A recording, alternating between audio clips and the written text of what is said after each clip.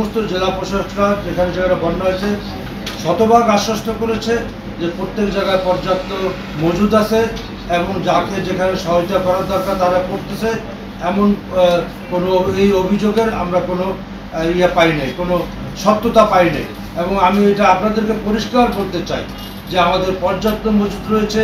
যেহেতু পর্যাপ্ত মজুদ রয়েছে সেখানে এটা কেউ না পাওয়ার কোনো কারণ নাই। তারপরে যদি এরকম কোনো রিপোর্ট আমাদের কাছে আসে যে কোনো কমিউনিকেশনের অভাবে বা সঠিক তথ্য প্রশাসন না যাওয়ার কারণে কোথাও কোনো সমস্যা হয়, অবশ্যই আমরা সেটা জানার সাথে সাথে সেটা অ্যাড্রেস করবো। তিস্তা ব্যারেজ এটা কিন্তু এটা একটা এই প্রকল্পের একটা অংশ, সেটা নিয়ে মাননীয় প্রধানমন্ত্রী কাজ করতেছে। এবং আগামীকালকে যে চায়না যাচ্ছে এটা নিয়ে তিস্তার ব্যাপারে ভারত এবং চায়না দুই দেশ আমাদেরকে সাহায্য করতে চাচ্ছে।